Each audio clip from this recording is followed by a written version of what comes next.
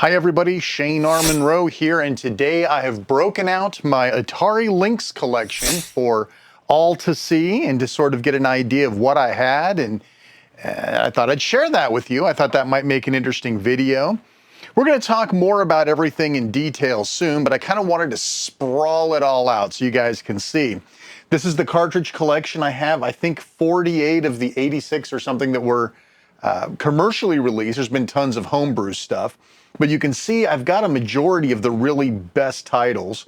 I've flanked everything with all of the manuals that I have, and I do have some interesting stuff that I want to show you guys with regards to the way that they did some of their manuals. You got these oversized ones, you've got these little ones that are both in French and English. So we'll have a lot to talk about. We'll go over the cartridges. We'll talk about the unit itself. We'll look at all the accessories. You can see I've got a handful of original box art, or boxes I should say, for it. I don't have a lot. Those are fairly hard to come by these days unless you want to pay big bucks. And we'll talk about some of the rare cartridges I don't have. And of course, we'll fire up the Lynx and we'll look at it together. We'll show you what this amazing little piece of hardware could do. And we'll talk about its strengths and its weaknesses. All that's coming up. So stick around.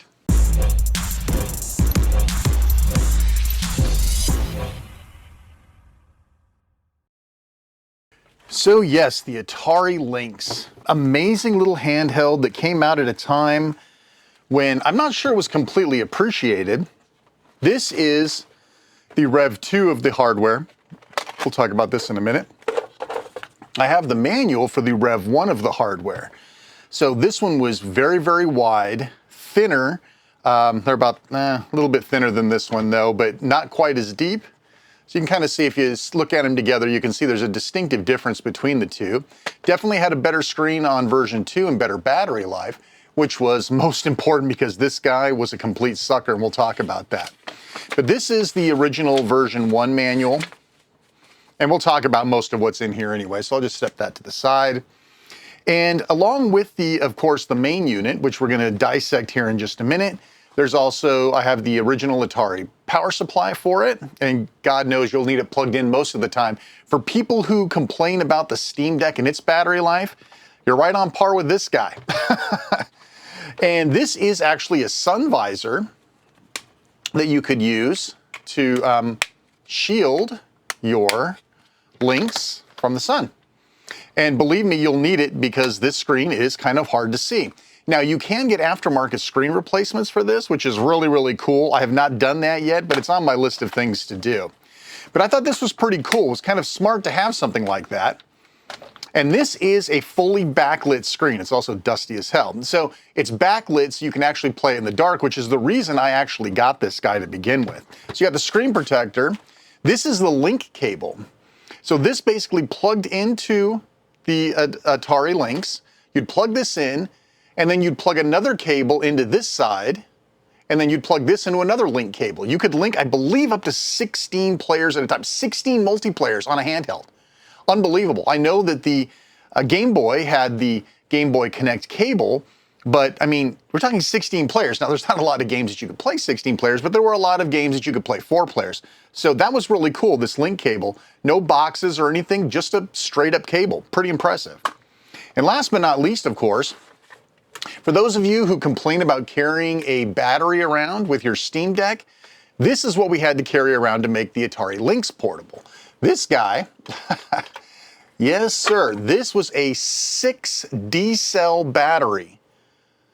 They called this like a clip-on thing to put on your belt, right? And I'll tell you what, this thing was far from a clip-on. See, it's even got a little belt clip right here. It's actually here too, it actually works. But this guy, and I'm not gonna be able to get it back together, of course. This guy was a huge pain. Now, this thing's not very heavy, but if you put 6D batteries in this thing, good Lord on his throne, this thing was heavy as hell. So, you know, this is what we had to put up with. You guys complain about having to carry around a battery pack for your Steam Deck. This is what we had to carry around to make any sort of life out of the Atari Lynx. So along with that, of course, there is the official carrying case, of which this is here. It's still in pretty good shape. I don't have the strap that clips onto it anymore, but it's pretty nice. It was designed to sort of sit up here, so it's got little feet, which I thought was kind of different. You don't normally see that.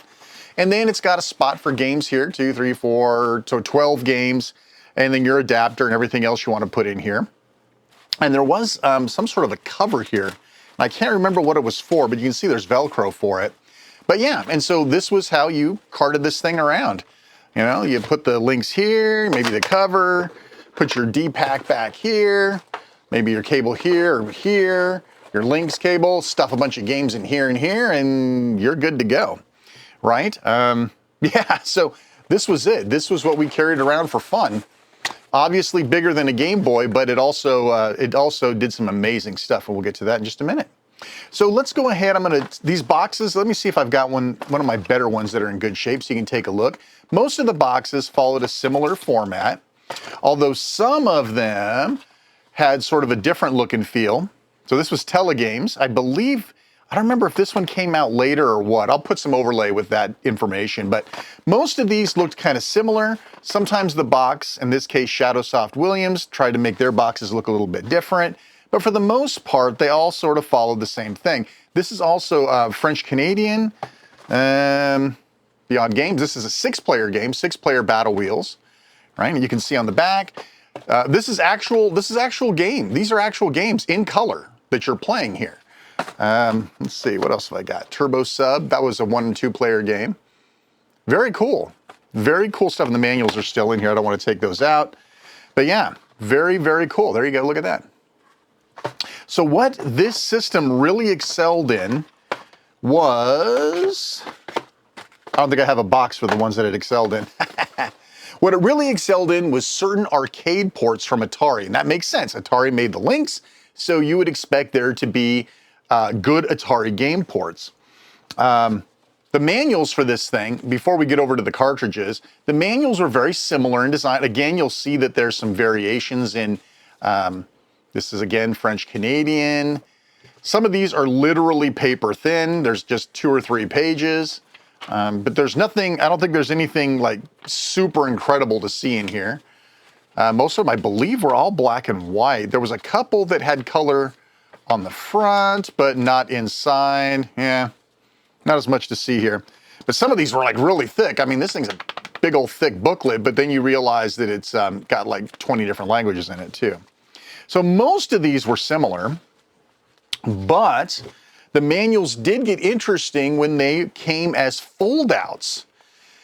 I don't like these, but they're interesting. So this was actually like a double size, and it came to me folded. I didn't fold it, but this is California Games, one of the better games on the system, by the way. And you can see there's not a ton to see in here, but this is a very odd manual, and it was probably folded to fit in one of these boxes, right? So yeah, I didn't really care for that. But these other ones are very, very interesting. So included were the instructions for the game, but in addition to, on one side, I'm crapping here, on one side, you would get like a full-blown color poster. I'm trying not to trash this thing, taking it apart. Sorry if I look like I'm struggling here, but I'm trying to be very careful in pulling this apart. I don't think any of these have actually been apart since I've owned them, so there you go. That is badass. I mean, listen, I don't like necessarily that this was the manual, but they threw this in the box, and wow. And of course, all the instructions for the game are on the back. This is pretty freaking cool. I mean, again, this is something that you would not want to open and close a lot. I was actually thinking about taking these all, opening them and rolling them for better storage. But look at that, that's amazing. This is like the old Atari 2600 artwork. I love it. So let's fold this guy back up. But look at that, it's really neat, and it fits in one of the boxes, of course, so that works out. Let's take a look at a couple more of these, since I'll probably never unroll these again. Let's unroll these just for fun. Let's take a look at another couple of these. This is Viking Child. This is one of my favorite games. I played the living crap out of this game for long periods of time. There you go. Amazing artwork. Obviously, a lot of times it's the same artwork that's on the box. But if you look at the back, look at this. That is freaking phenomenal. You know, very, very few, you know, you didn't get this sort of level of stuff all the time back in those days, and you certainly don't get it now. I mean, I could show you a couple more of these. Stun Runner I have in here. Zybots. So Zybots, let's talk about Zybots for a minute, because Zybots was freaking amazing. This was one of the greatest arcade ports ever, and it's on a handheld in color, and I do believe this one had speech included as well, as did Road Blasters. But look at that. Isn't it beautiful? Beautiful artwork. And look at that. It's almost like having a comic book to read on the backside. So amazing, so amazing. I think I am going to roll these up and preserve them properly. But I've got more here. Many of them came with those, not all of them. So yeah, that takes care of our manuals. Take the rest of these out here. Most of these are in the same sort of form factor. Here's this oversized Lynx one for Gates of Zendikon. And of course I have Elvira's Pinball Gem. Excellent game, excellent game. And then there's Slime World, which I believe was the only game that you could play 16 players with. Let me see here. 2 to 8 man crew. I think there were 2 different crews. No, maybe this was only 8 players. But anyway, very cool that you could actually have that many players playing at once. Anything over 2 players was pretty amazing. All right, so that takes care of that. That leaves us with looking at the game cartridges. So the game cartridges came in a couple of different formats. I believe there's only the 2. So there's 2 formats. One that had the sort of grip that you could pull the cartridge out, and then you had one that was flat.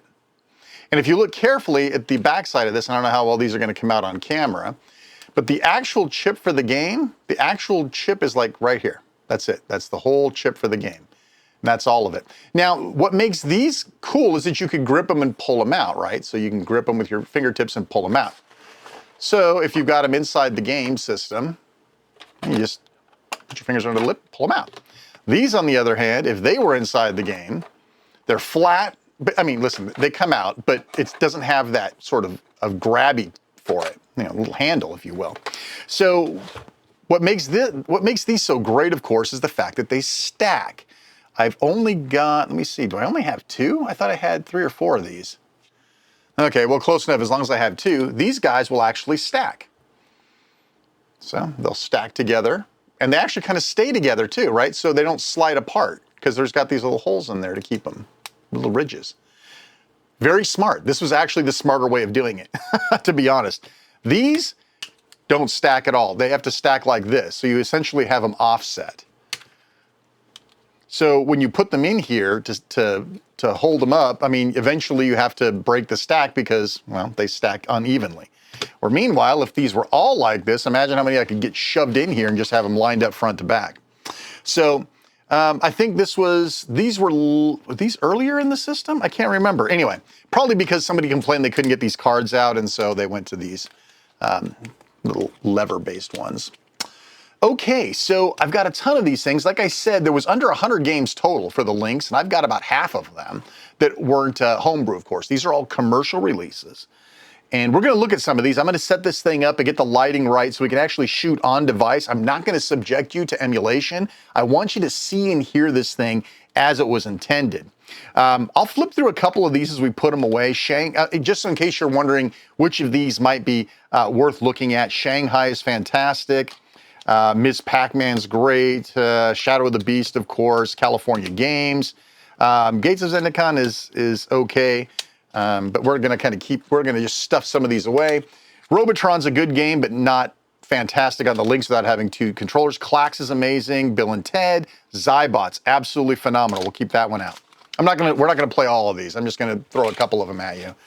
But let's see, Super Squeak, Rampage, Hard Driving, amazing for what it is. Ishido, Kicks, of course, Power Factor. Now, one of the big ones I'm missing, of course, is Lemmings. Lemmings goes for like $100 or something crazy.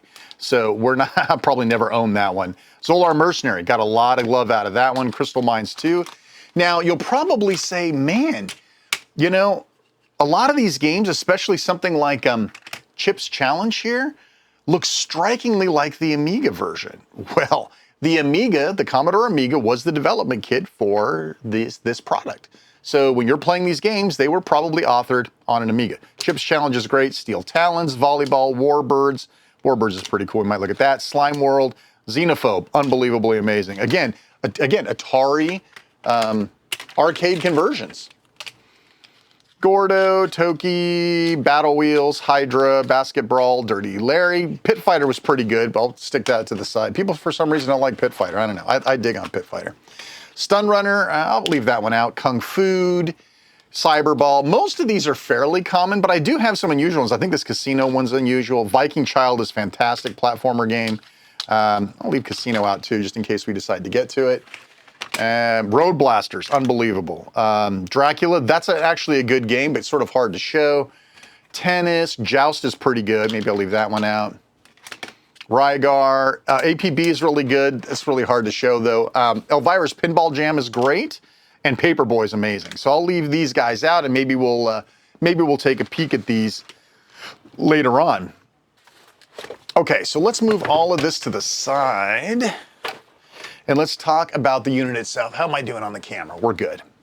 Okay, so this was the unit itself. I'm gonna take off the sunscreen so we can see it as it is. So we have our color display. We have a handful, we have our power. There's no batteries. God, I hope there's no batteries in here. Whew. Okay, 6 AA batteries, right? And people did use rechargeables even back then. This was a strap. I don't have the strap, unfortunately. Of course, the cartridge port. These are rubberized grips. Sort of ahead of their time, if you think about it. This machine was actually remarkably comfortable. It's a little less comfortable now that my hands are bigger. But the rubberized grips on the back, you can put your fingers up here, D-pad with your thumb. You're probably saying, well, there's 4 buttons. How would you get down to these? These aren't 4 buttons. There's actually 2 buttons here. And you could use them, but for the most part, it was designed for the system to play flipped. Have you ever seen a handheld system that was designed to be played either right or left-handed? This was kind of revolutionary to a lot of people. I remember there being a big ordeal. They made a big deal about being able to play this thing left-handed because this was the first system that you could ever do that with, which is, well, pretty damn cool. So you have option buttons, a restart button, option 2, and then these 2 buttons together, I don't know how well this will come out on camera, but these 2 buttons together would flip the screen. These 2 buttons together would restart, right? So you can see that they have different things based on which ones you're pushing in. Power on and off, and then your backlight. Now, you can't see a damn thing without the backlight on, but I guess maybe if you had, like, out in the sun, bright sun, you could turn the backlight off. Thing sucks power like a sieve. So we'll show you, you'll see. And of course, your standard 4-direction D-pad. On the bottom, of course, our battery. And then here at the top, you have your Lynx cable, L-Y-N-X, get it? Lynx cable, power in, a brightness control, which is always nice, your headphone jack, which is great, standard headphone jack, no adapters or crazy crap necessary, and your volume. And everything, as far as I remember, everything on this unit actually fully works. Now, I tell you right now, we are not going to put back, but a remarkable system in terms of weight. It's not bad at all. Once you put 6 AA batteries in it, of course, it becomes considerably heavier. So again, for people who lived through the Atari Lynx and that sort of generation, the Sega Nomad, guess what? The Steam Deck means nothing to us. We're already used to having large, bulky, heavy, power-sucking fiends, right? So the Steam Deck means nothing to us. It's just another, it's like the Atari Lynx 3, I guess you could say. All right, so I'm gonna go ahead and power this guy all up, and I'm gonna clean up the screen a little bit. I see it's a little dusty. I'm gonna clean this guy up, and we will start looking at some games. So I have no cartridge in here right now. I do have it plugged into power. Just get some of that cabling out of the way. And if you try to turn it on without a cartridge, nothing happens. It doesn't come up with some sort of a Lynx logo or anything. It just says to piss off. So we'll go ahead and stick a cartridge in. I thought that was interesting that when you turn it on, nothing happens unless there's a cartridge in there. I am going to do my best to remove glare so you guys can actually see this. Let's see if we can get this looking good. Now, the angle that you're looking at on the camera is like dead on. From what I see, I don't know what you would call that, the angle of view is not great. So if I turn it to where I can see it, you're going to be able to see, like, there's a certain amount that you'll be able to see from the side. So this isn't a game you played on the playground and let kids watch you play. It just didn't work out. So what really makes these games really great, let me see, again, I've got to kind of put myself exactly in the right spot. So I'm not going to be able to do well here. But if you're a fan of this game from the arcade, you've definitely know how good of a port this thing is. The sounds are perfect. The graphics look almost dead on. There's sort of that, the screen quality, right, is kind of what gets in the way. Trying to do this where I can see. You catch the auxiliary weapon. Kind of missed it. You have to pick up fuel. Sorry, again, I can barely see at this angle. I'm making sure you can see.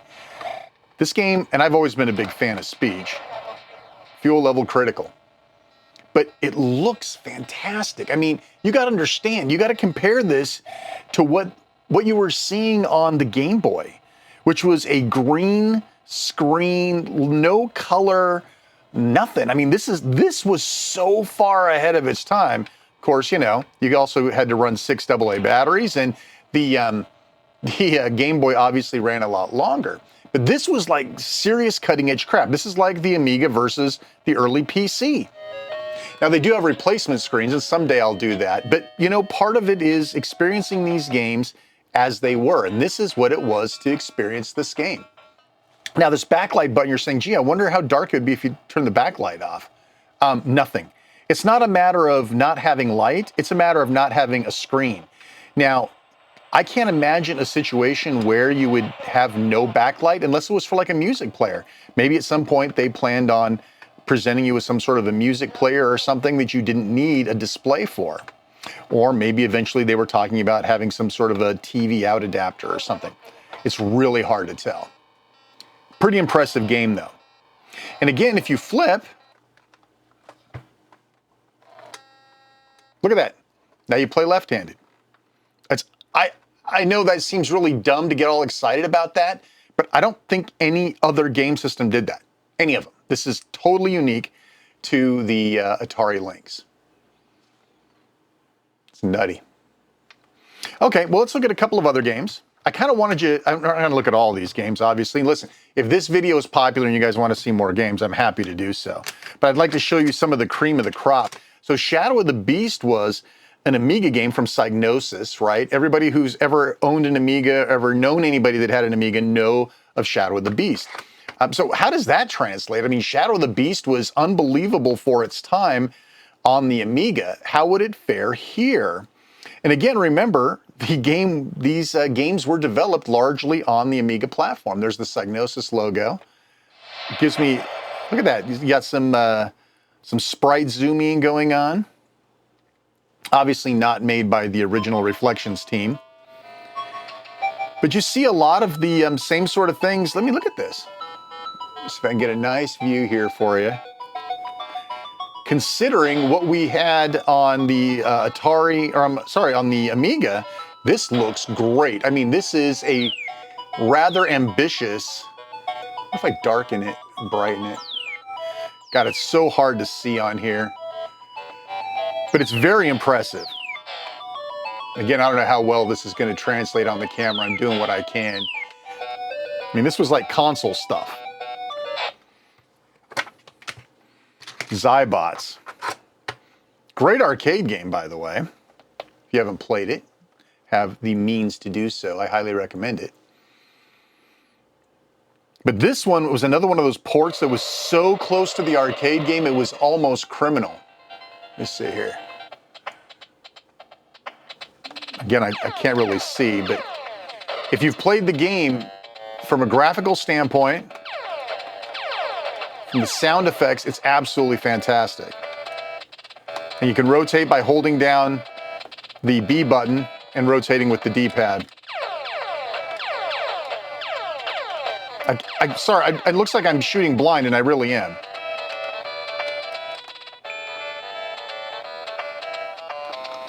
Zybots is unbelievable. And again, we could sit here and go through tons of these. How about a Ms. Pac-Man? Something that everybody kind of knows and loves. Oop. Well, see, now there's something that you don't see every day. Insert game. So there was enough of the game was inserted that it closed the connection that it needed to start the power, but not enough to actually get the game on. Ooh, this card may be bad. We'll do the old, I mean, this thing hasn't been dusted forever. Just kind of re-secure it here. There we go. See, the blow test does work. Let me see if I can get that angled perfect so you can see it. It's incredible. And look at this thing.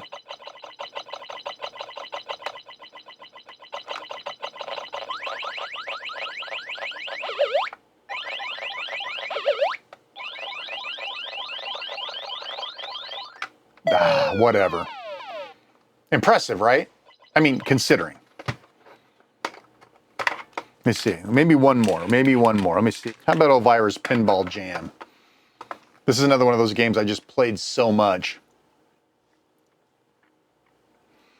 Let's see if we can get a nice angle on there.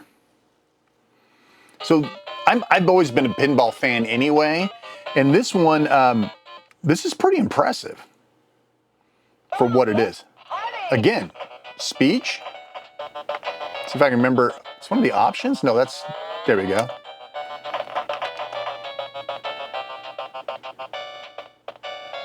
Boy, the music just totally trips the neurons. God, I played a lot of this. But it's a full-blown table, right? I mean, there's actually a real table, I'm pretty sure, based on this. So I can get a better look at this. God, when I show it to you, I can't see it at all. Sorry, doing what I can here to try to keep the angle alive. Get the idea. Oh, you know what? One more, clacks. And the reason I want to bring up clacks is tape mode. So they made it a vertical game on the Lynx. No kidding. It's actually tape mode before a lot of people even knew what tape mode was. So you actually play it, and the controls are all mapped that way to play clacks. And again, you also have the audio from the arcade and the speech. Trying to get a good angle for you. Clack, wave. Clacks, wave. And this is sort of a weird sort of Tetris game. You grab these things, you chuck them, you try to line them up. You get more points for doing diagonals or doing X's, right? So I can grab this guy, drop the Y first, or yellow first, and then the green. And then I could grab the green here, set it up. I'm starting to make an X here. I don't think there was any other tape mode games on the Lynx, but the fact that there was one at all, and it was because the arcade game was vertically oriented. And this is how you played, and it's actually fairly comfortable. There you go. So I thought that was very neat as well. Now I don't have a second Lynx, so we could show you the Lynx stuff. A very neat system, definitely worthy of any old school gaming collector. You're gonna probably spend a few bucks to get in on this because these cartridges had fairly limited runs, and some of these ones, I think Ms. Pac-Man was a very pricey one. Shadow of the Beast was a pricey one. I think Casino was. Some of these, of course, are a dime a dozen. You can get them anywhere, but like Kicks, this is a highly wanted cartridge, so that's going to cost you. And of course, if you want something like Lemmings, which is like the system game to buy, it's going to cost you a fortune. But anyway, listen, I hope you enjoyed it. If you'd like us to do more, show more games, or we can do it emulated so that you can see the games better. But I think I just kind of wanted a little retrospective. I'm getting ready to pack this guy up and preserve it for, the next generation. And I thought, while I've got it all out, let's take a look at it. Let's do a little time capsule. Let's show you these really cool posters. And I think I literally do. I think I'm gonna open these things up and roll them to keep them well protected. The Atari Lynx, did you have one? Did you have the old one or the new one? Did you love it? Did you hate it? And of course, if you like what you saw, give us that thumbs up, subscribe to the channel, and of course, hit that notification bell, ding ding, to get notified of future videos. All right, listen, I hope you enjoyed this. Please, if you'd like to see more, I'll bust this guy out and we'll do more. I'm Shane R. Monroe. Thanks so much for watching, and take care.